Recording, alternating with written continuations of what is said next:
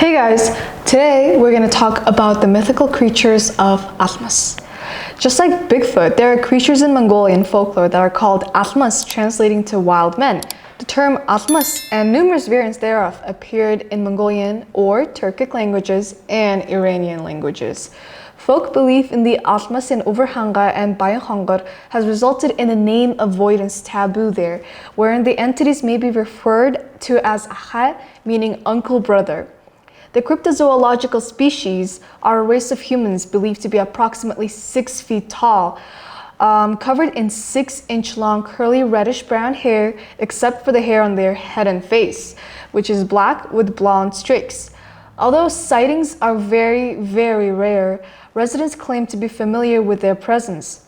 Locals even report that they've seen them eating grass and wildflowers in the nearby woods, sometimes feasting on small mammals. Many people compare the wild men to the infamous Bigfoot, Chupacabra, and Yetis that are extremely similar in shape and size, further fueling the debate whether they actually exist or not. The Atmas are not considered clever, possessing very little knowledge, and are said to only be able to use the simplest of tools.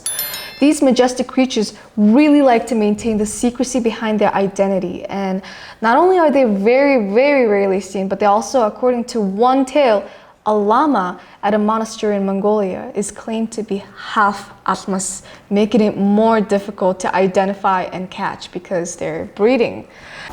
Stories of people being abducted by these creatures, like that of Johannes Stilberger, a Bavarian soldier who was promptly captured by the Turks and traded to the Mongolian natives to work as a slave, said to have witnessed 2 Atmas creatures in the Tia Shan mountains after they had been captured by the Mongolian warlords. There's even a telltale that people who came to a close encounter with these creatures went actually insane, some having no recollection or whatsoever after fleeing the scene.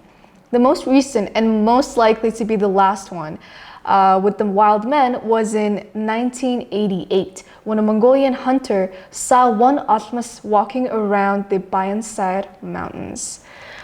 Not only did Atmas first appear in the legend of local people, who even tell other stories of sightings and human-Atmas interactions dating back several hundred years, but one of the most damned evidences of those creatures appearing in a Tibetan medicinal book. The British anthropologist Mira Shakri promptly noted that the book contains thousands of illustrations of various classes of animals, reptiles, mammals, and amphibia, but not one single mythological animal such as are known from similar medieval European books. All the creatures are living and observable today, and that's what she said. Shakri even speculated that the Atmas are a relict population of Neanderthals, while Lauren Coleman suggests surviving specimens of Homo erectus. Others insist that they are related to the Yetis of the Himalayas, being closer to the apes than that of humans. Another explanation is that the human-like cryptids are humans with congenital disorders or mental retardation and ejected from society. Since the dismemberment of the Soviet Union, little has been done to continue research on the Atmas. Those regions where it has been reported are often politically unstable, and economic conditions in Russia, who inherited many of the scientific institutions of the Soviet Union, have not been favorable to allowing continued research on the wild men. Just like the term cryptozoology suggests, Atmas' existence still to this day are yet to be proven and accepted scientifically, and will most likely stay that way. So yes, thank you guys so much for watching this video. Please don't forget to like, subscribe, and share it to your friends and tell them what these crazy tales about Atmas are.